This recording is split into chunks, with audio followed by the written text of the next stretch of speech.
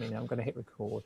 Oh, we've got Bob Rose just showing up. Awesome. Great. Okay, cool. So, well, welcome. I'm very excited about getting people together for this kind of workshop, I guess, because what happened, I don't know, a number of years ago, I left the world of sort of paid employment as being a classroom teacher, and then found myself in the world of running my own business. And the struggles that I sort of faced early on as a business owner, sort of trying to sell what I was doing and sort of communicating with people that could be potential clients, it was quite a steep learning curve for me. And at the time, I kind of thought it was just me that was going through it, and there were the sort of troubles and trials and tribulations and what have you. But as I explored the whole domain of building an audience and of making income by communicating with people and communicating what it was that I did, I realized that there was quite a big sort of skill gap in the way that a lot of entrepreneurs, or particularly musicians, are kind of trained. And so it's become something of a passion of mine to help people with that thing. What I wanted to do today was to really open up a discussion and make a really useful session for you guys around the whole area of building an audience, of making income, but doing it in a way that feels authentic, that feels like you, that doesn't feel like you're trying to plug in someone else's formula into what it is that specifically you're doing. And so I really wanted to share Aniela's journey that she's been on, and sort of introduce you to Aniela, because I've seen her as a client. I've seen her go on a fantastic journey that seems to be, you know, incredibly successful, and she's got such wonderful things to say about what she's learned and what she's achieved, that I just love to have that whole conversation sort of opened up. So I know that obviously each of us have come to this session with different needs and sort of expectations in mind, but before we get started, it'd be really wonderful if you could just type into the chat, like, what brings you to this conversation. What would you love to get from this 90-minute session that we've got? And I'll introduce Aniela. We'll have a chat in just a second, and we'll sort of have a bit of a conversation and then sort of open up to you guys. But what for now, like, you've for some reason you've turned up here today, and I'm grateful to have this time with you. But what brings you here? What has you on this call today? What would make this call useful to you? What would you love to get from this call? Matt says ideas. Everything you've just said, says Michael. Just curious at the moment with an open mind. It's likely that specific things may come up as the session progresses. Okay, great. Justin says, I'd love to hear strategies for organic audience building where clients don't even see themselves as buying. Great point. Okay, it'd be good to hear something from each of you. Where the line of pushiness begins. That's a good point, actually. What is pushiness? Where does the line between pushiness and leadership sort of go? Dominic says what Justin said. I'm looking for inspiration to refocus my efforts.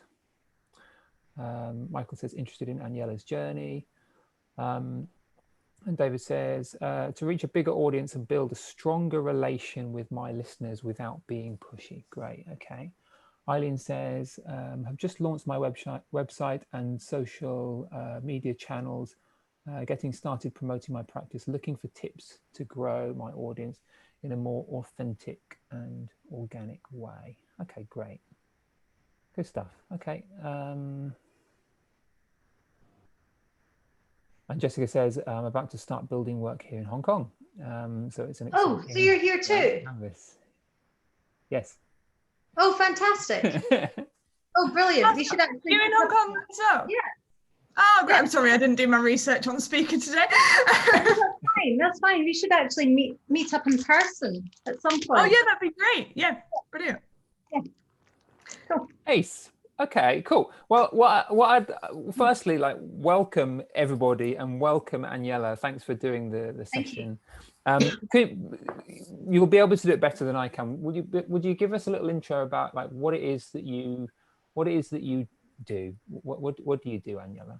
Okay, there's it's multifaceted. I trained as a violinist, but I haven't played, apart from, you know, like gigs and whatever, I haven't played in an orchestra professionally for a very, very, very long time. I've been in Hong Kong 23 years. And here I have been running a music department in a school. And then I have been privately teaching violin. And now I have a music education company with my husband where I write crazy ideas on the back of a receipt, hand it to him, and we end up turning it into something real. And we basically make things that are for everybody, whether you know about music or whether you know nothing about music at all. It's to make it accessible to everybody without being intimidating in any way, or, you know, being seen as elite or prestigious or something that's unattainable.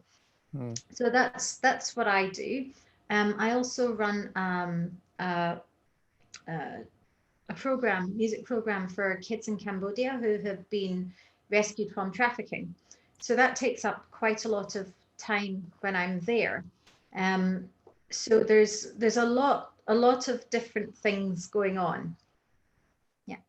Yeah, great. And I find your work very inspiring.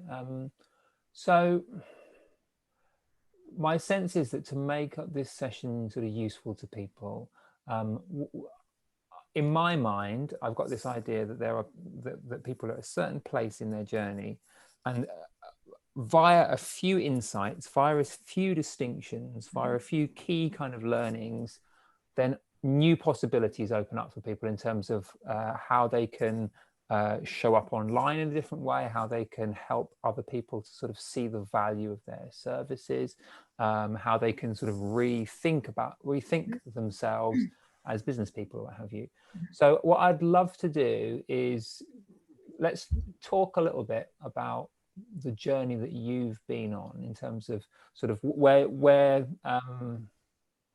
you found yourself.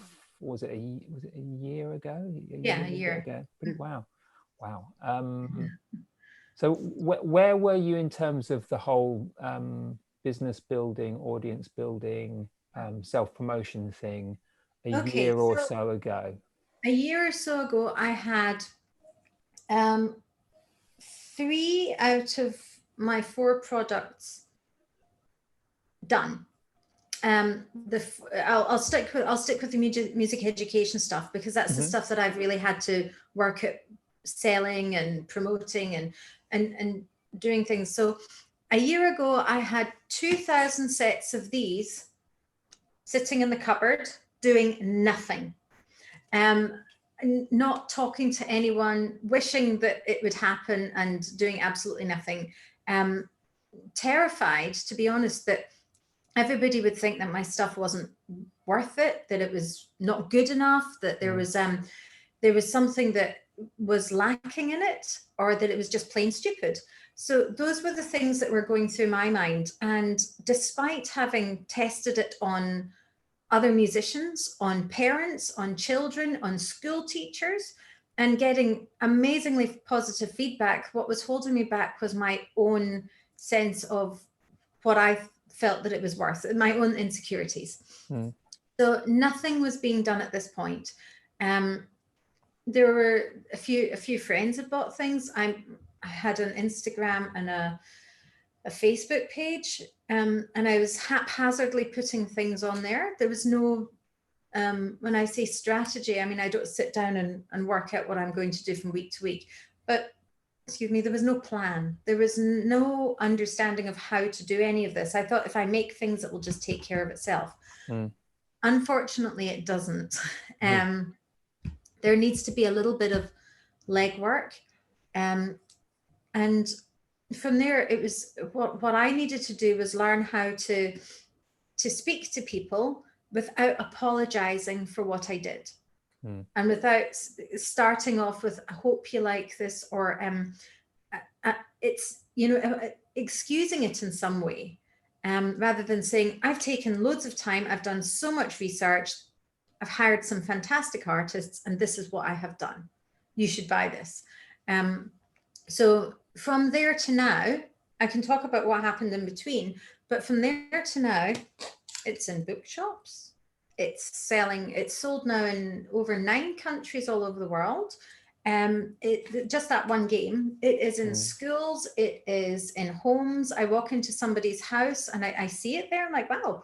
And I have feedback from teachers that I've never even met just saying, this is fantastic for the classroom, thanks very much. And I think, well, where did you get it and how did you get it? So it's actually really, really nice. We've sold some in Thailand, Lebanon, places I would never have expected. Obviously the UK, the US is a big seller for me. Canada, Russia, wasn't expecting that either. So it's been really good. So when I joined Nick's course, that was where I was at, where I had all these things and I didn't know what to do. And I didn't know how to go about it. So working with Nick was a real eye-opener. It was a real insight for me. But also what I found most valuable was the connection with the people that I met on that course. They became not only my friends and my sort of critics, if you like. We could bounce ideas off each other, but also the people who would be my who would give me reviews, who I would send samples to and get honest feedback from. And they're also a channel for spreading the word. I'm more than happy to spread for them, and they will do likewise for me. So I think that connection, because if I look at all of you, you've got very, very diverse careers and very diverse needs and wants here. So that diversity can only work to your advantage of supporting one another. It's a really, really useful connection to have. For myself, I don't like I don't want to have my name and face out there. I still shy away from it, even being a violin player, with the big ego that's supposed to be attached to that. Big egos for violinists. What are you talking about? I know. But it's I don't like sort of advertising myself. I'd rather advertise the product. But one thing that I learned really importantly is that people want to have a certain human connection. Everything now is no longer human. It's automated, or it's push a button or type to a computer. So this value of knowing who it is you're buying from or who created it, that curiosity, it's really important to put a human face on it. Yeah, I'd love to jump in here because one of the things that looks increasingly clear to me is that when we go to something like a music college or a university or a school, very often what happens is that we get rewarded for developing skills which are really easily measurable, like being able to play a violin or being able to like I don't know, like designing a website or something that's like what you might call a hard skill. And what I'm hearing in what you're saying there is that actually, whether it's on a group program or whether it's just something that you come up with yourself, like that those connections with other human beings and being able to share the experience and kind of communicate from behind the mask, that seems to be a very important part of kind of developing a business or developing an understanding for what your audience really wants. Because I definitely notice people who they go, you know, they kind of go into sort of panic mode on Facebook and go, well, they're doing this, they're doing that, what can I steal from them? And I'm going to kind of, they did this kind of YouTube video. So they look in the direction of the hard skills, and they try and emulate the products of the hard skills. But what's not obvious is the kind of the underpinning, what's beneath the surface, which is often the you know, successful business owners or YouTubers, they have a very deep sense very often of what the audience needs and how the audience is seeing the world. And what I'm, you know, kind of intuiting from what you're saying there is that by talking with people who are on a similar kind of journey, a bit like this call, you know, and kind of speaking the truth of our experience, we then drop a little bit of the ego and we go, oh, actually, I just need to do this one little thing, and it's quite easy. And it's not about the actions that we take, it's often about just listening to the audience or our own kind of inner world. Yeah. I think is that how you seeing it differently? Yes, or? yes. Also, the how you what you said about how you connect with people is, for me, it's not so much the deep understanding of what my audience or my customers, how they see the world. For me, it was very much getting to know myself, how I see the world, and what I'm putting into that world, and how I can connect with these people. Because often I don't know how other people see the world. We all have such vastly different experiences that if I start trying to connect with everybody, I'll lose the massive sense of myself by trying to please everyone. So in that sense, the thing for me to keep absolutely true to myself is how I speak, how I connect with people. Often I find it difficult to speak in a business manner to people. So if I, for example, I went to a meeting to discuss the selling of some of my products, I find it, I'm not a business person. I find it really uncomfortable to go in there and pretend that I am. So for me, I walked in and I said, look, I have this. I've made this. There's nothing else like it on the market. Hello. And I am, you won't find this anywhere. I've created it. I've designed it. This is what it does. This is how it works. I'm speaking to a number of other people. My deadline is this. Can we work something out, or are you interested? And from there, you get some people who go, oh, well, no, it's fine. We want exclusive. And I say, well, you know, from there we can speak. But if I go in there and try to have a portfolio and all of this kind of stuff, it doesn't work for me. It's not who I am. When I speak to, for example, if I, like today, I have a very small Etsy shop. I don't advertise it. I don't do anything, but the orders keep coming in. As soon as somebody presses favorite, I send them a small note to say, thanks very much for favoriting it, this particular item. If you have any questions about it, I'd be happy to spend some time answering them. And that's it. And I'd say about 6 out of 10 times, it comes back with at least a thanks, or, you know, if not a sale. I think just actually being ready to communicate with somebody is very important, and taking the time to answer questions. So what I did notice that Facebook, for me, my Facebook page was absolutely pointless. It's one of those things that I'm not going to spend loads of money on sponsoring, because when I did do a sponsored ad, like the sponsored ad I receive, I mean, I get ridiculous things that have nothing to do with me. So when I'm paying money for a sponsored ad, I don't know who's actually seeing it. And I've never actually had any sales generated that way. So for me, that was a waste of money, and I stopped doing it. Instagram was pretty much the same way. On my personal Facebook, I noticed that if I post a picture of one of these guys, it gets tons of likes and tons of attention. I post something that I've put my heart and soul into, and only a couple of your diehard friends will, and I call, I'm sorry, but I call those pity likes. They do it because they like you and they don't want to see you. Seeing a lot of nodding heads. Oh, I'd better like that. We've all done it ourselves. Oh, I'd better like that. Or I'm going to support somebody, but you don't buy their product. So I noticed that. So, you know, cat destroying laundry versus something you've worked on. idiocy rules all the time. So how do you make one go to the other? I've left Facebook alone entirely. I just don't do anything on it.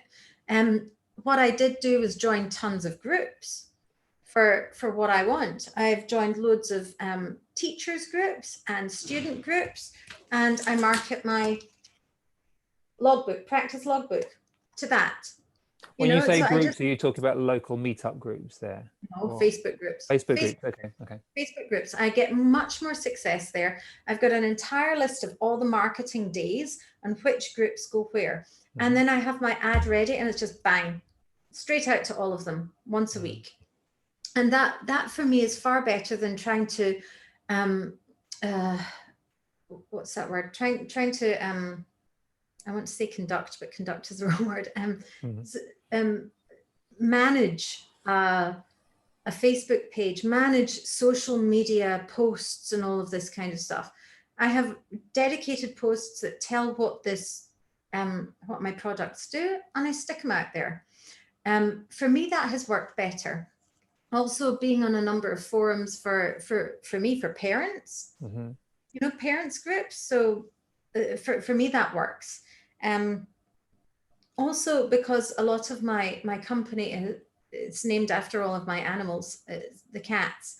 So any animal groups, and as weird as that sounds, I joined loads of animal groups, whether I needed them or not. So I can market that way. So thinking outside of who actually needs my stuff, thinking about parents, students. Why not animal lovers? Because animal lovers also learn music. They also have kids. So if you diversify who you think your audience is, you're reaching far more people, because everybody knows somebody who wants what you've got. Yeah, even if brilliant. They want it themselves. Brilliant. So to just kind of underline something there. So the opposite of doing what you've done would be to kind of get a megaphone on your personal profile and go, all the people who are sort of any random acquaintance to me, I've done this thing, and you need to know about it and you need to buy it, basically. Like my page, do this sort of thing. And what you've done is you've taken care and attention to think, well, not necessarily where might my customers be, but where is the connection to what I'm doing strongest? So where would people already be interested in that, or where is a conversation kind of congregating around similar topics to what I do, and then you're already in a deeper kind of conversation with people who are more interested out of the gate, and then it's easy for you to then contribute to a forum, or put a link potentially, or become known to them, and then it's much easier to then connect them with something that could be useful to them, or they will know someone who could become a client or a student. There's a group of us ladies who do vastly different things. One of them sells like chocolate here, another one sells party products, and in ways that our businesses aren't going to coincide whatsoever. But what we do is we're all part of the same groups, and we're very social. We're very sociable on them. So if somebody asks for a recommendation for something, we immediately recommend one another. Not because we know each other, but because we know each other, and we know that their products are good, and we know that the customer service will be good. It will be a good experience. Because remember, when you recommend someone, you're putting your name to it as well. And when you put your name to it, you put your business to it. So you've got to be very careful of who you recommend and what you say, even on anything that's got nothing to do with your business. So any chats that you have, any comments that you post anywhere, if it comes back to you, people look at who you are and they look at what you do. It is an immediate reflection on your business, whether it's got anything to do with it or not. So that is something greatly to consider. I'm quite well known on a couple of the groups in Hong Kong. For during last year, when you guys didn't have it so bad with the pandemic, when it was sort of more here rather than your way, we started, a couple of friends and I started some mental health concerts for people who were unable to leave, unable to do things, and they were just free online things from my living room. So from that, people started to get to know me a little bit more as a person. And then, so I find myself answering lots of questions about music, about exams, about other things. And then as soon as they know your name, they know who you are, they say, oh, so and so. And just this in the last year, I think I've had about 17 or 18 recommendations just from people I don't know, for violin lessons. Obviously, I can't take them all, but it's that in itself has been really, really valuable. How's that word of mouth being developed, do you think? What's been the route? I think it's because I'm just active as a social person without pushing what I've got. Now and again, I'll send out a blast of, marketing things, but like once a week for certain groups, because you can. The other ones where I'm more social, I hold back. If there's a special occasion coming up, I'll say, oh, don't forget about this. Or if I see somebody else in another forum saying, I need advice about that, I'll send them the advice and I'll say, I'm sending a private message with a link. So then everybody gets their curiosity up. They're like, can I have the link? Can I have the link? And then suddenly you're sending link to about 300 mums. And it just sort of does it for you if you're always kind to people and always make time for them. So for that, I spend maybe an hour a day lying on my bed with a cat on my belly on Facebook, just chatting in groups. But it makes a massive difference for me. It's huge. The amount of people who have got to know me and the recommendations I've had for the practice book, for the games, or for Christmas cards, the things that I do. It's been really, really, really good. I had a lady walk up to me on the street and say, oh, I know who you are. And I was like, oh, famous. And she said, oh, you're the girl who played the violin in that concert, that Christmas concert. And I said, yeah. She said, oh, it was lovely. She said, I've heard from other people that you're really warm and nice to your students. And I've also heard that you don't lock your front door. So, so there's, because we don't, except at nighttime. So we'll often come back and find kids in the house or whatever, because they don't want to go home, or they've got homework to do and they want to find somewhere quiet. So it's a sort of community place. But the word about who you are and how you are is really, really, really important, I think. Depending on what it is that you want to do to market. That's my way of doing things. I also have another way of doing things, which is get my husband to do it, because it's not really my thing, but he does all the, right, I'm going to send emails out to these people and I'm going to say, this is what we've got. He'll take care of that, because for me, I don't like that. He's really good at that sort of stuff. So he'll send it out. I'll tell him where I want things to go and who I want it to go to, and he'll write that sort of thing.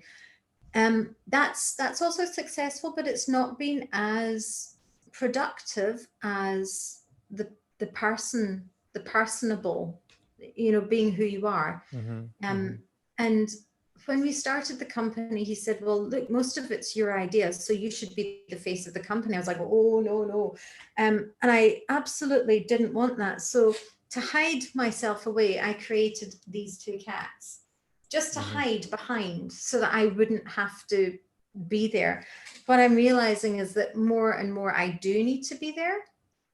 And even if I don't feel particularly confident about it, nobody else needs to know that. They don't know anyway, do they? No one necessarily don't. picks up on the fact. I mean, hearing you talk about all the things that you're achieving and the kind of reputation that you're building, like, it doesn't seem relevant. It doesn't seem something that sort of features that highly in what I'm thinking when I'm listening to you. I just think, oh wow, she's doing this and she's doing that, and it does. It sounds that way, but for a long time I looked at other people and I thought, wow, how do they do that? That everything's, how do they just get it together? And I've said to you, from this point at last year to this point this year, but in amongst that, there's been loads of mistakes. There's been lots of trial and error. There's been lots of things. Let's dive into that then. let's so back where things were a year. So what were some of the sort of early things that you maybe started to see differently, or became curious about experimenting with? So say, for example, if there were someone in your situation a year ago where they knew they had kind of more to put out there, or they could be achieving a sort of higher level of I don't know, like a bigger reputation, a bigger impact, bigger income as well, and for whatever reason that they're not quite sort of showing up or connecting with people as quite as they'd like to. Like what was the next step for you, or what was a key kind of insight that well, I started made to move things? You know? I made a list of my supporters, who likes me, who listens, who pays attention, what kind of people are they, and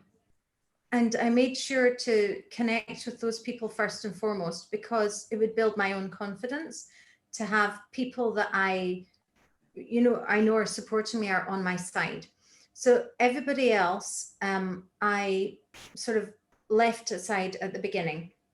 I knew I would have to eventually include everybody and every type of person. But first of all, I concentrated on those I know definitely are my supporters. And those are my friends, my family, my violin students, their parents, their friends. So I took that nucleus and I looked at how that could spread out and who would be supportive to me from there. I then, once I was feeling a bit more confident, I then looked at who doesn't support me, or who criticizes me, or who, you know, in the music industry, like any industry, but particularly ours, I think there's a lot of bitchiness, and I think there's a lot of jealousy of other people's success rather than celebration of other people's success. Yeah, sure. And that can also be very off-putting. And I'm the kind of person that doesn't like that so much and just thinks, oh, okay, then I'll back off. So what I did was I looked at who those kinds of people were, and I thought, how would I be able to persuade them otherwise and change their minds? And I knew a product wasn't going to do it, because whatever the product is, it doesn't matter how good it is, they're always going to find something to bitch about and criticize. I'm a violin player, so I'll come back to this. When you watch a bunch of violinists looking at another violinist, well, his technique's not very good, or he played that note out of tune. They're not looking to appreciate the music, they're looking to pick. Mm-hmm. So that often happens. So for me, it was, I can't change somebody's mind with a product. I can only change their mind by who I am. And I'm going to make those people like me, whether they do or not. What can I do to become more personable to them, to take almost the threat away of what I'm doing? Because people react out of fear. They feel threatened by other things. So how do I take the threat out of myself? How do I do it with people that I could talk to in person? Here in Hong Kong, I was just super nice, really helped them, offered to do anything that they needed to do, and with a genuine heart. And slowly it turns people around. Just to check in with somebody. Oh, how are you doing? Do you need any more new students? With that, when I know this person absolutely detests me, I've got a couple of students I can't teach. Can I help you in any way? It just, things like that. And slowly they come around, and then they change their friends' minds about you, and it makes a difference. This is so true. I had a similar experience when I started doing the regular networking hang in the Just Play community. I think I posted in a group somewhere, and I got one or two people that commented, so where's the upsell? What's in it for you? And I was just like, there's a pandemic on, and we're just getting together to have a chat. If you don't want to come, that's fine. and by the way that I responded, there's some of those people ended up in the group and ended up becoming, regulars or what have you. And what I'm hearing you say is that by coming from a genuine place yourself, by not needing to prove something, it actually does prove that you don't need them. So there's a kind of level of security in what you're doing. And that's kind of attractive to people, because they think, oh, well, if they're that secure, then maybe, you know, then they're not, there's no hidden agenda. I can kind of relax with them.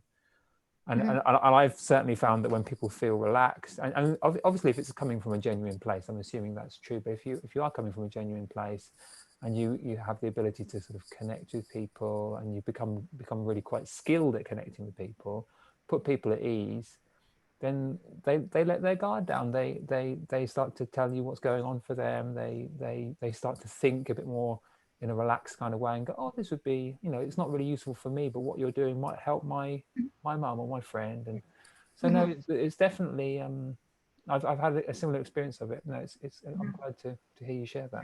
Thank you. Yeah. Does anybody have anything that they want to add or have any questions at this That'd point? be a great thing. Let's have a look at we've been going for a while. Anyone got a question that you'd like to? Hello. Hi, Matt. I raised my hand. Oh yes, there you go. I just raised it. I've always found it interesting that I used to be in sales in my early 20s, and one of the things that I noticed quite soon was if you had like 100 people to sell to, and you had 10 salesmen, those 10 salesmen would probably not sell their product to the same people within those 100 people. And it was always about selling yourself first and then selling your product secondly. And I found that to be so true, regardless of what approach you take in your life towards selling, whether you're hard, whether you're selling softly, whether you're approaching it from the different angles, that like you're providing technical information, you're selling from an emotional perspective, all the plethora of different ways of selling.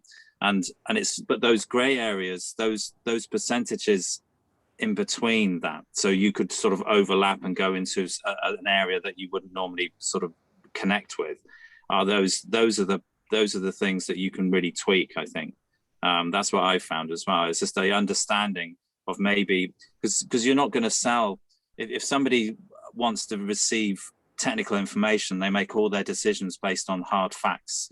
You're not going to sell to them if you're approaching it from a completely emotional perspective. But you might be able to get some of those people who just want to hear hard facts if you sort of tweak yourself a little bit, because you can't change yourself. You've got to be genuine, and people can always detect whether you're being true to yourself or not. But it's that if you can just maybe say one thing that is outside your comfort zone, like your technical thing. So you might mention a technical thing and as a throwaway, even though you would not normally, because maybe you're an emotional person, you'd like to connect and solve things from a technical emotional perspective. But if you just mention one thing from that other area and not go into detail and then they will pick up on that, because that's their way that they're looking, that's their radar. Then you can open up a conversation that you wouldn't normally have with that person, just because you've sort of picked a thing that's outside your normal comfort zone. That's what I've found, because you've got to be you've got to be your core all the time. But if you can just get those extra things on the side, left and right, of who you are, that's when you can sort of start bringing in extra sales or extra connections, if you like, or extra ways of connecting and communicating with people. And then you get down to the core thing, which is we're all human beings and we have things that we need to resolve. And it really sort of ends up being just an in, I think. But it's because everyone has that guard, don't they? Especially when you think that somebody's trying to sell you something, or you have a need to be fulfilled. But it's because you've mentioned some of those things there. You've put yourself out of the comfort zone that you wouldn't normally do, and connect with people that don't like you, or you would never in a million years want to sort of connect with, because why would you put yourself in the potentially harm's way? I mean, it doesn't make any sense. But that one thing that you did, like just reach out to somebody, has obviously brought you results. So that was just my observation of what you say. I when I said that earlier on about ideas, I'm always interested in finding out different ways of how people actually do this sort of thing.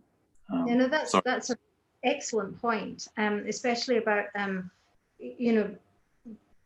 to the left and right of who you are. That's a fantastic point, and that's something that I'm still learning and still working on. And I think it's brilliant, and I think it's worth everybody considering for sure. It's fantastic, yeah. Nice. Yeah. I see Robert's got his hand up.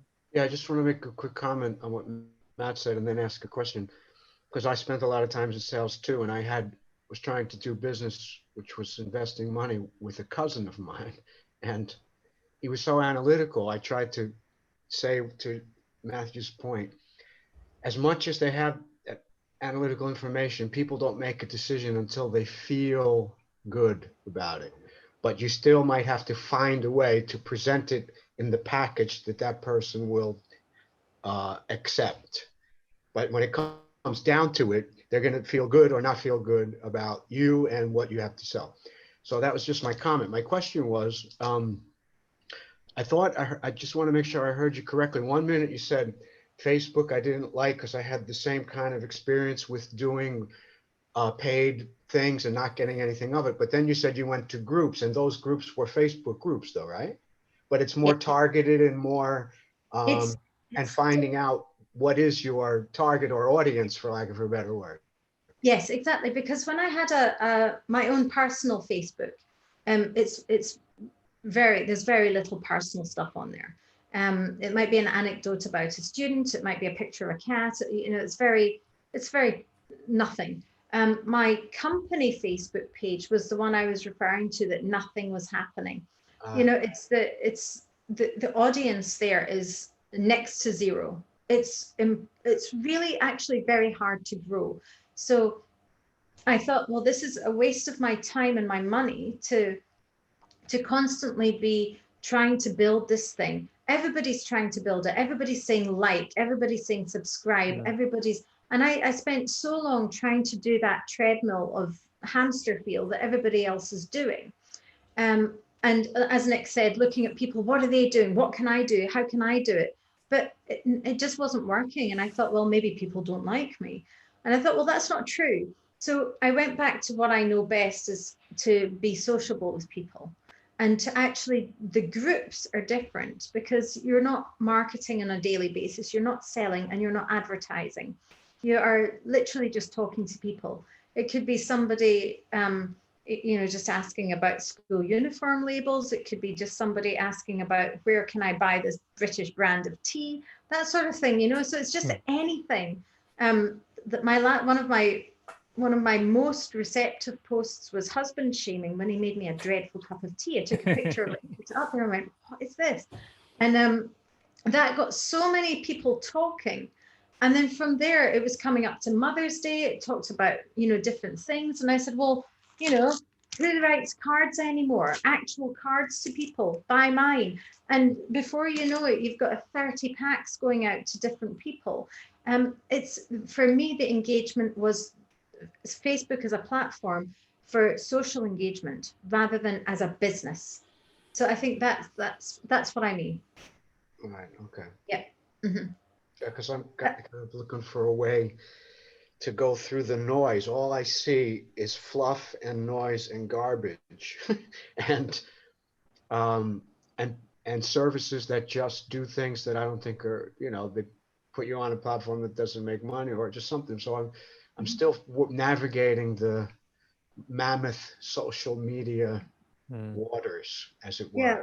Well, trying to get meaningful dialogue, meaningful interaction, not just a sale every time. It's just the interaction, and that will naturally drive things your way. I think so. I think for me, when I tried making a post every week, it just wasn't working. And then sharing it also to Instagram, it wasn't working. When I look at people's business accounts on Instagram, the only ones that I find really that I actually pay attention to are ones that they're not selling something.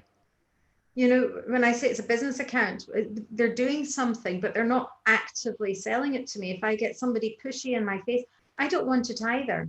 Right. I really don't. So, you know, there's an Instagram page that I'm now friends with, mine to them. It's a little music school in Ireland.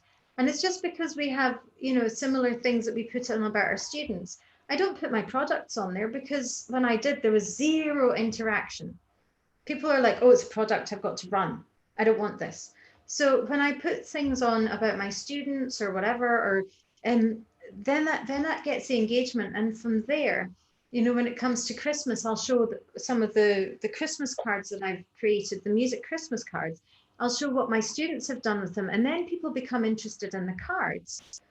Whereas what I'm showing them is what my students have done with them. If I say, look, here are my cards, nobody wants to know because they feel that they're being sold. They feel that they're almost trying to take something from them rather than give them something.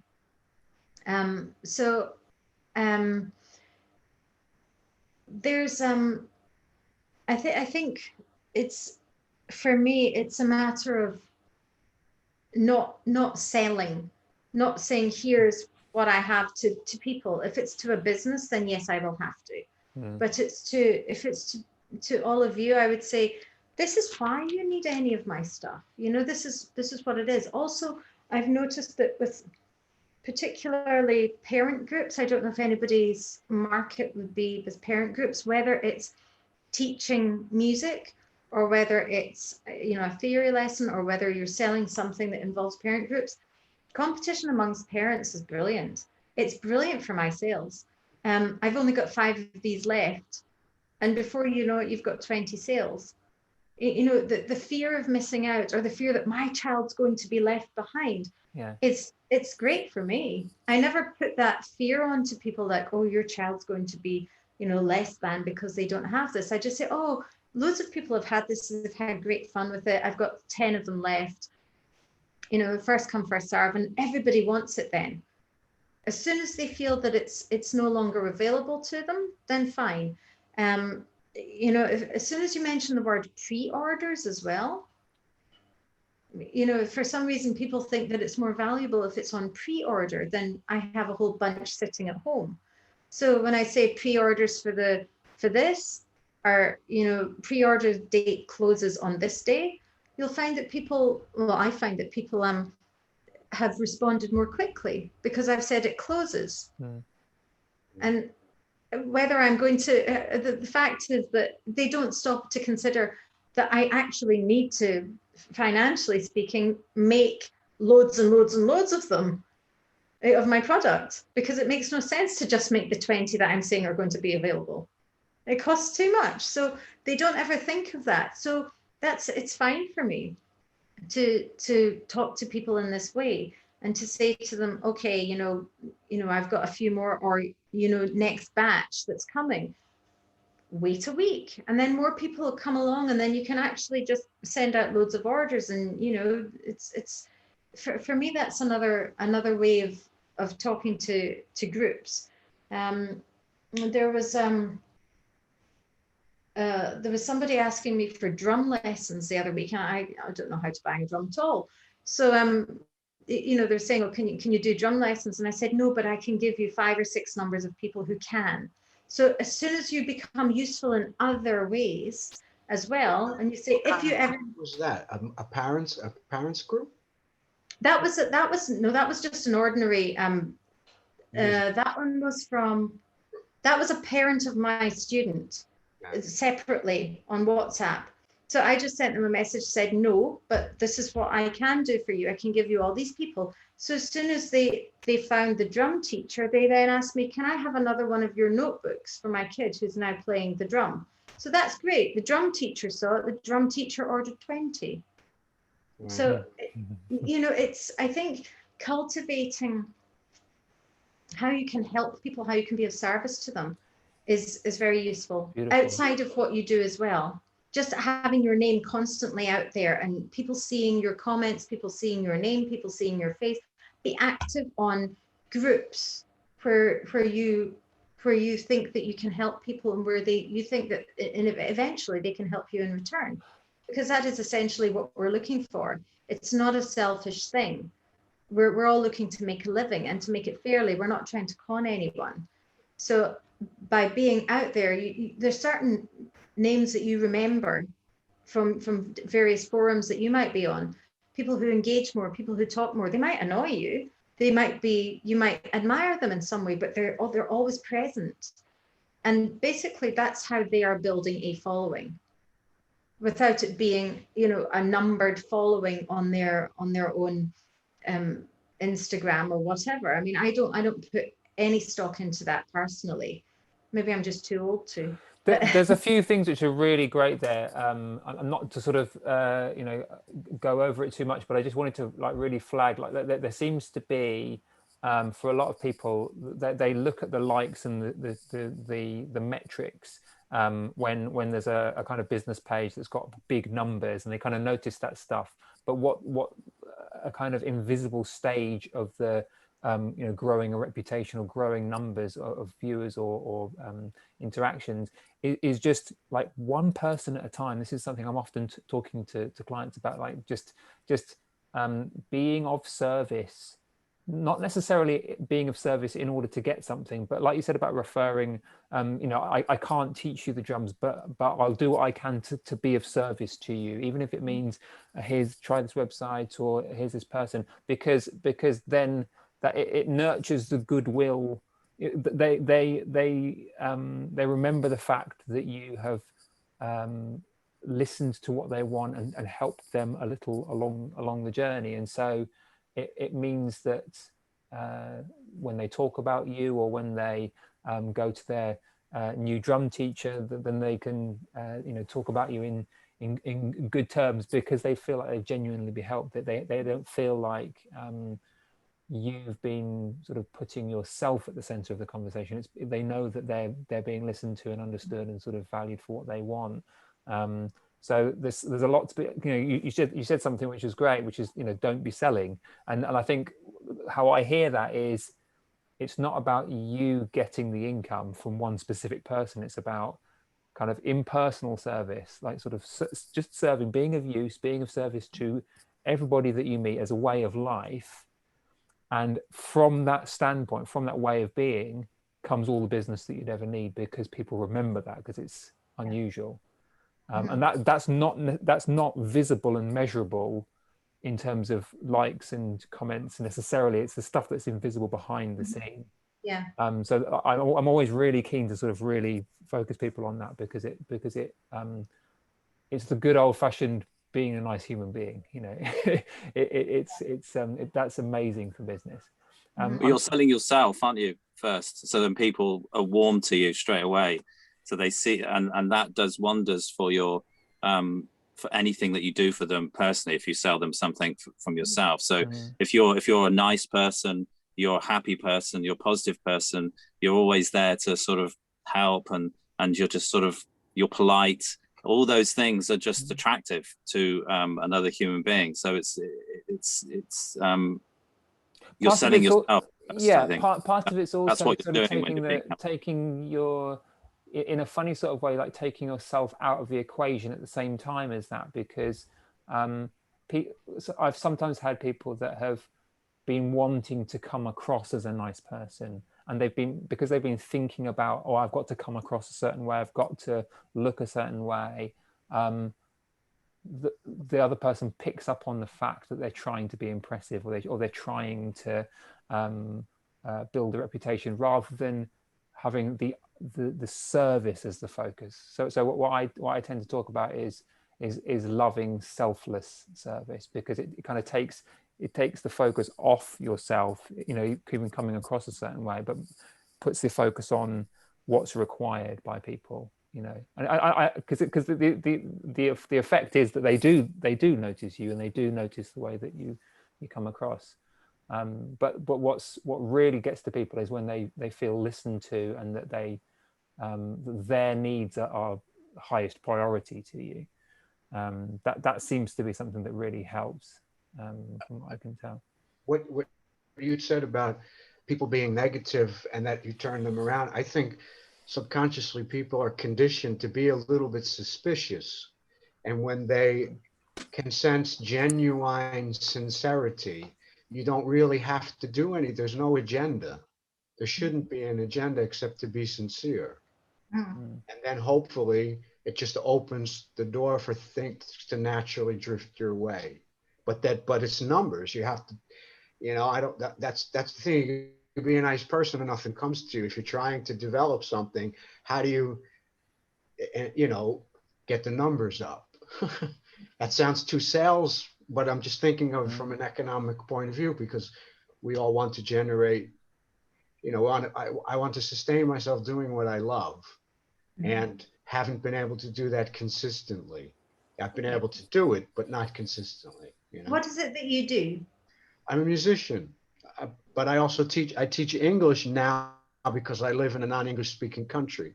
I'm a former businessman, so I do a lot of business related stuff, and I get a little bit more money because it's not like teaching children or whatever. I teach music to children. But music has always been a part of my life, and in many different aspects, from teaching, learning, playing all different styles, music for different things. I'm trying to get into production music, or music in the background for video games, commercials, possibly television. I was accepted to study film scoring at Berklee College of Music in Boston, but I couldn't go because of money. So everything involved in music, and not to give it away, and not to, as far as we're talking about selling in a sense, but selling without selling. So the thing is building if people can the barrier seems to be, for me, is one, the noise. It's just too much of fluff and nothing of substance. And then when people do find someone sincere, they're so jaded and suspicious that they're kind of closed, and it takes even longer, which is why you need more numbers for you personally to get over that certain point that one person got over out of 100 or whatever. I don't know, that was kind of a long ramble, but Yeah. No, I know, I get your meaning there. What I do want to say to everybody here, and if it's all right with you, Nick, is that in the group, or if there's a something that you set up where everybody puts in what it is they do, and if there's some way that what kind of people they want to connect with. I know an awful lot of people in an awful lot of places, as we all do. If there's something I can do for you, or connect you with somebody that I know who would be of help to you, even just for a conversation with, or like for example with your film scoring, one of my really good friends is a film scorer, a very successful one. So if you at this point financially, if you weren't able to study at Berklee, perhaps you could have a few lessons or a few conversations if he is willing. So that's something that I could do. So if anybody's facet of industry that I can help with or connect with people, I would be more than happy to do that. If I put my email in the chat, will you drop me an email, or should I friend you on Facebook? No, if you do that, if anybody wants any, if that's something that I can share with anybody, then I'm very, very happy to do so. I'm conscious of the time, and I know that there's a lot of questions that are still sort of coming, so I'm going to keep the momentum going. I know that Bob's had his hand up for a time, then I'm going to go to Michael next. So Bob, what was your... Actually, Dominic had his hand up before me, so I'll defer to him, and then I'll come after that. No, it's absolutely fine. Okay, yeah. So basically, I am still in the phase of, I guess, where you started, Aniela. Basically, just, will people actually like my music? Will people actually accept it? Because a lot of the time, I'm struggling with that big time. I'm just struggling with the image I'm meant to be portraying to the world, my community, which is non-existent currently. And it's been 2020 has been a bit of a struggle for me, I guess all of us, but particularly in my case, my health. I finished my degree in music production, and I've just not been getting actively composing like I wanted to be. Where are you? I'm based in Hampshire. It's a very sleepy part of the country, believe me. But just nothing happens, and that's another thing actually. The fact that there's no real contacts around here. They're all sort of in London or. And what kind of music is it that you are composing? I'm more things like piano based. That's what I really want to do is a mixture of my own stuff, solo work, and commissions. So there's a lot of artists I'm influenced by, like Dame Evelyn Glennie, for example, the percussionist. Yeah, absolutely. And there's also people like Ludovico Einaudi, Giovanni Allevi, all these Italian composers, but contemporary classical. But there's also a lot of people like Evelyn, for example. She does a lot of commissions here and there, and they are so diverse of what she does, the breadth of her work. And that's kind of what I want to do myself almost, just be open to almost anything currently. What have you tried so far? Sorry, Nick. Sorry, no, go ahead. So I was asking, what have you got ready to go out to people? What I have current in terms of music or commissions I've done to date. Anything. What have you got to share with people? What Currently, I mean, the only real commission I've had so far is with the NHS. That's the only one. That's been my first one. I've done the things like, student films and so on, but there's nothing really concrete there apart from one thing. And, I do have some strong compositions of my own solo stuff, but it's just, there's not enough material there. And until I can get that mindset of, I guess, just putting my mind to it, I need to produce the content to get my name out. Simple as that, I guess, isn't it? Yeah, I think so. Also, don't you think at the moment I've only got one thing? Instead of thinking I've only got one thing, think what can I do with that one thing? The NHS is pretty big. It's rather large. It's a great thing. So talk to people at the NHS who commissioned you, who've worked with you, and get reviews from them. Even if it's somebody who heard your music and liked it, who's a nurse, get as many reviews from as many different people about it. And, when people hear, like for me, I've heard NHS and gone, wow, that's big. What's next? So if you look at it from that point of view, you've already got one major client. There's nothing to stop you from working from them again. So there's a lot that you can, that you can still use from that. For commissions, there's somebody here in Hong Kong who's a singer who writes commissions for people based on their favorite song. She'll make lyrics for somebody based on their favorite who they are, based on their favorite song. Use the music, and she'll record it for them and send it out. So there's definitely scope for doing it. I can't speak too loudly because my husband's in the other room. I've just commissioned music for his birthday, a set of 6 pieces for violin for him. I don't want him to hear me, but there's definitely people wanting things. If you do it for special occasions, for big birthdays, for anniversaries, for momentous occasions, if you start marketing that way, everybody has those, rather than is somebody going to like my music? Sure.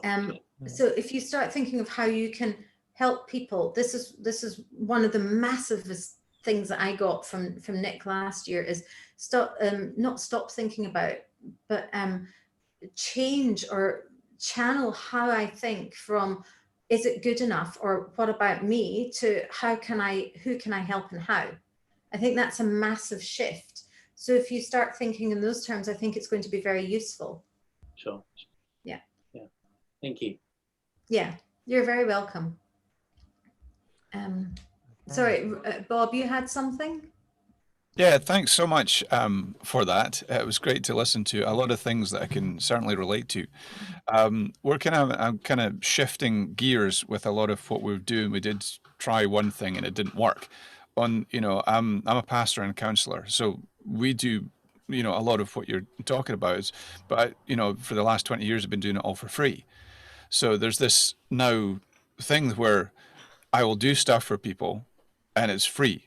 and it's considered free, but then there's nobody pouring into us now. So we're kind of switching gears to where I'm now looking at, okay, it's time to just try and do this myself. But you mentioned about people that, the ones that do support you, your local thing. What kind of conversations did you have with them to like that they would share, that they would, not so much just like it, but then go ahead and share it? Because I mean, I'll post something, loads of people will like it, and there'll be like 2 people that will share it, beyond that circle. I've never asked people to share anything, and I've never given incentive, like if you share amongst 10, then I'll give you a free whatever. I've never done that. I've guided people towards sharing things by saying, oh, so and so was telling me last week that they'd heard something from somebody else, and I'll say, I was really impressed to find that somebody had heard of me. And so people start taking those ideas on their own, and people want to help each other. And I've done the same when somebody said, oh, so and so sent this to me, or somebody said something to me, and I've like, oh, that's great, I'll share it too. I'll share your ideas as well. Or I know someone who can do that. So for me, it wasn't a case of actively saying like and share or giving an incentive, but gently pushing in the direction of my own experience of what I wanted with somebody else, or saying to them, is there anything I can do for you at this point? So when you offer to help somebody else, then often they will say, and what can I do for you? So in that sense, but for it's easier for me to talk in that way about my teaching. When it comes to my products, it's a little harder, because it's a concrete thing. And as soon as people see something concrete like that, they associate it with a price tag, and then it becomes salesy.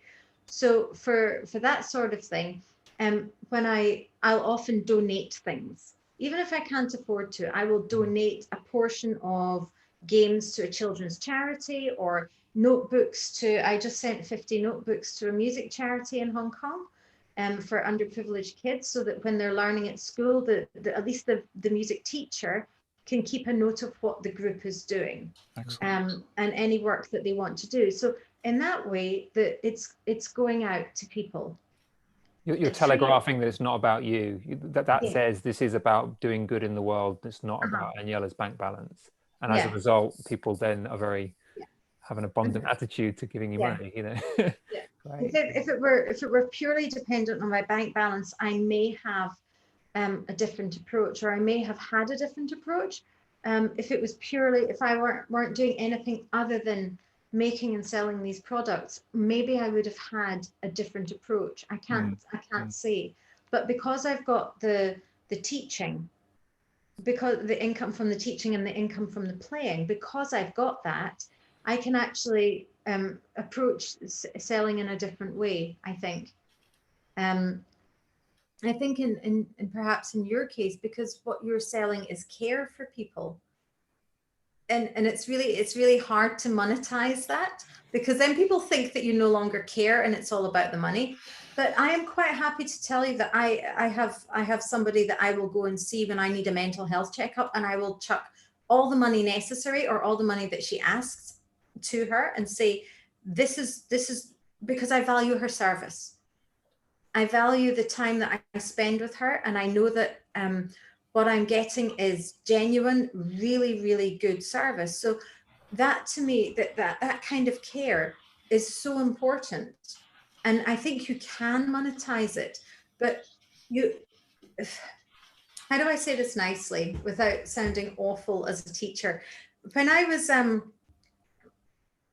before, I would allow people to change their minds about lessons, or to, skip a lesson, or to do this or to do that, or to turn up not having practiced. And then it was really stressful for me, because the income wasn't steady and people were just not respectful. As soon as I set a whole set of ground rules for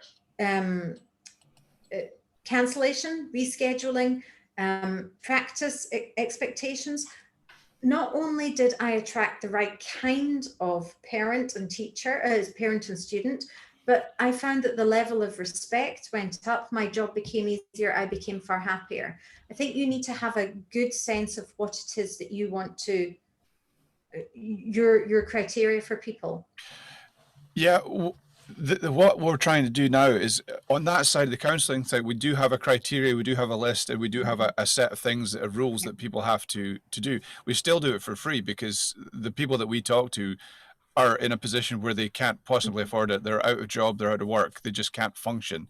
So those are the kind of people we deal with, Right. PTSD and stuff like that. So that's why we do it for free. But a lot of those people, when they are stable, will come back and give us a donation, which is great.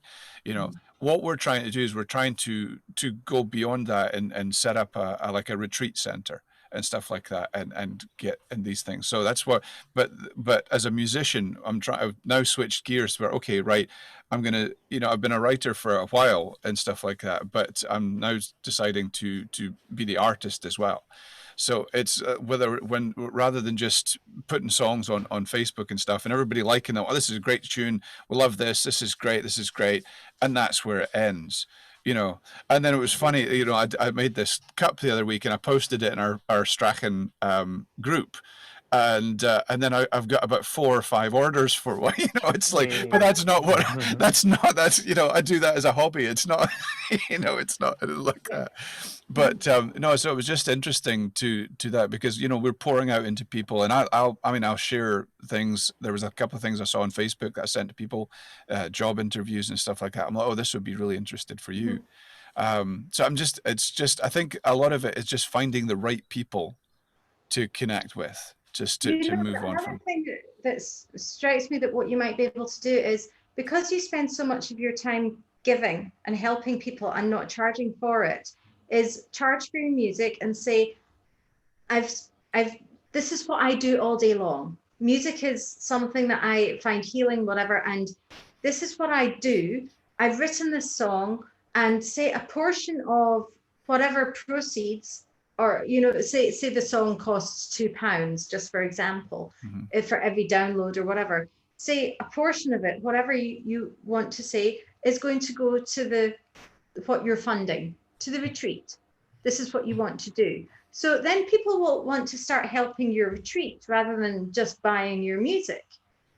And if you get enough people who've, if you talk to join mental health groups and all that kind of thing, and start talking about what you do there, you'll find that a lot of people will be happy to help you. I think that's the key, because I mean that's what we did, actually release an EP for that purpose. We did that, but it didn't work. It didn't float. But I think what you just said there about joining the mental health groups and it's getting in the right groups, that is a game changer. So that's also doing your own music rather than releasing an album with other people. Oh no, it was all ours. It was yeah. Okay, so whoever you are, sell that and what you do and build it into that. So not just one thing. If you've got an album, don't just put out an album, put out a song and then a song and then a song and then a song. And then after about 5 or 6, you can put out the album. Yeah. I think that's kind of where we're leading to, but that about joining the right groups, I think that's a game winner there. Thanks for that. Well, we can have a chat about that as well. Yeah, no, similar to what I did when I launched the book, is like connecting with the people who are interested in the cause that you're standing for, because then they'll sort of telegraph it. That's huge. Thanks for that, guys. Appreciate that. Go to Michael next. Hi, Aniela. Hi. Hi, it's lovely hearing you speak about your experience. You said something earlier on about your process, I think, with Nick from 0 to where you are now. And you said that you now speak to people without apologizing for what I do. That caught my attention. If you'd be willing, I would be very interested to know a bit more how you got there and what took place with Nick. Well, with Nick, there was a lot of group work and a lot of one-to-one work. We had to basically think about what it is that we do and describe it. That was one of the hardest things to me to do, was to describe what I had created. I would start off by saying, well, it's just this. set of something. It's just these cards, and you know, they're really nice, and there was nothing there that listening back to myself, having recorded myself or listened to how I spoke to other people, I thought, oh, I wouldn't want to buy that, or that doesn't sound interesting to me, or that doesn't sound good. And it didn't match with the amount of work and effort I put in.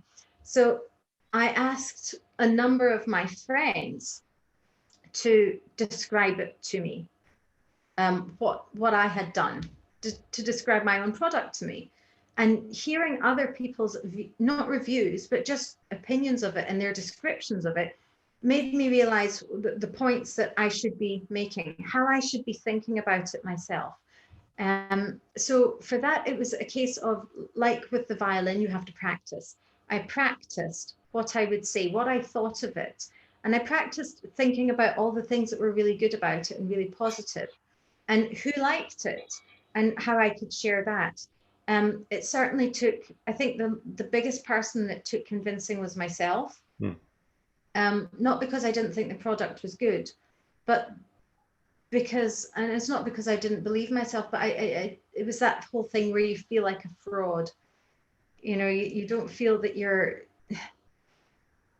the selling thing isn't my comfort zone. So I felt like I wasn't being genuine when I was talking about what I'd done, because I felt like I was just trying to push it. Whereas what I went back to in the end was the joy of creating it. That was something that I talked about with Nick, was what made me do it. Why did I want to do it, and why did I like doing it? And the joy of creating it, and talking about how I came up with the designs and how the process of making it. When I talked to people about that, I noticed that I was getting a lot of different reactions. That was for me was a big thing. Getting back to why am I doing it? What's the purpose of it, rather than here you must have this thing. So for me, the process, it was really important to go through from the self-doubt to the writing down what I liked, to going back to my own basics, and then from there it was a matter of just talking to a lot of people, practicing talking to people about it. I had some disastrous conversations where I left there going, oh, what am I doing? And that's, you know, normal, and that happens to everybody at that stage, and it's normal. It was horrible. Yeah, I wanted to ask, when you said practice, that, I mean, were you practicing in front of a mirror? But it sounds like what you mean is actually you were in, on the road, actually talking to people. Oh, both. I would talk to my cats about it, just to practice with somebody, some living thing. I would talk to my students. I would run it in front of my husband. I would ask a parent and just say, can you just hear me for a minute? But when it came to walking into a place to have an official conversation, the first time I just fell apart and I couldn't even speak. I was like, I had nothing that in my mind that made any sense anymore, even though I'd prepared for it.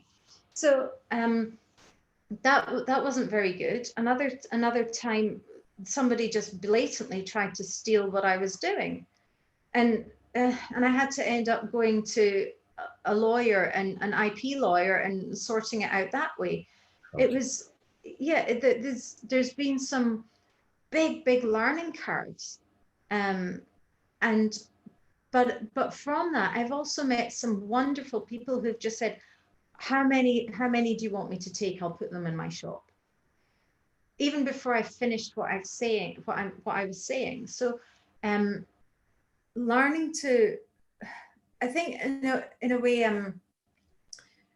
what Matthew had said was quite important, learning to know who you're talking to and find something that resonates with that person, that's not just your own self, but out to the left and the right.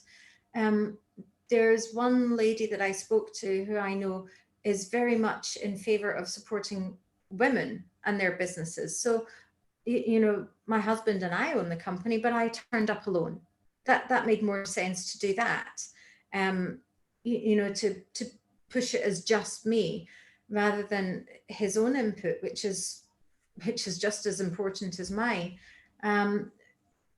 For things like when we applied for funding, I was given a lot of Arts Council grants. I didn't use them because what I proposed to them was not what they wanted me to do in the end. Hong Kong is very much a place where everything must be tick the box and graded and exam style. It's really pedantic. And that's not what I want. I want everything to be fun. I want everything to be accessible, not with a certificate in the shortest amount of time attached to it. But that was what I was being asked to do, to receive funding. So in the end, I said, I'll do without the funding. And this is why our progress has been a lot slower than we would have liked, because we are self-funding absolutely everything, from our artists to the production of everything that we're doing. It's all self-funded. And as somebody who teaches like I do, my income isn't always very stable. So it's small bites. It's what we can when we can. And for me, the most important thing was the learning how to talk to people, to grow my social network, to grow how the word of mouth, so that everybody would be doing a certain amount of marketing for me just by talking. So that's been really useful for me. To get to there, it's still a long work in progress. There's still a lot to do and there's still a lot to learn, because I've never done sales. I've never done anything except play the violin and teach music. I've done nothing but that. I've never done any courses about business or anything. I've paid for a few and just gone, oh, it's boring. And I've just not completed them, because to me, it's just like, oh, I don't want to do this. I'd rather create the stuff and then have somebody else take care of that bit. But I more and more realize that I need to invest into my own knowledge. But the biggest thing that I can do is keep talking to people. That comes across really clearly. Sorry. I talk too much, don't I? Sorry. That's not what I meant. Okay. No. Yeah. Thank you. Any other questions for Aniela? Just hearing you talk, Aniela, I'm just struck again at how fabulous you are at generating the word of mouth marketing. It's brilliant to hear you talk about it. I've really thoroughly enjoyed, hearing you speak about it. And I get the thing that's really hitting me in this conversation is just how much you care about your students and about the people that buy your stuff. I get a really deep sense of caring for people, and I just wanted to kind of appreciate, honor that, and say it, because it's very powerful, and I'm sure that's a big part of how you're growing things. I think also it helps that I have never ever advertised for students in any way.